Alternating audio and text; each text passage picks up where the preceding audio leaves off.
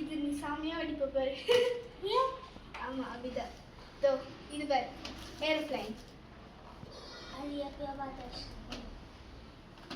இது என்ன மாதிரி இது?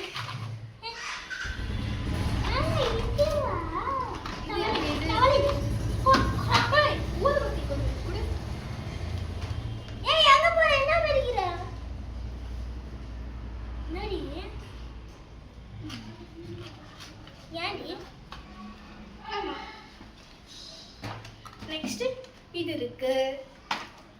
நெக்ஸ்ட் ராக்கெட், பெரிய ராக்கெட். நெக்ஸ்ட் இது இருக்கு. நெக்ஸ்ட் குருவி வெடி 2.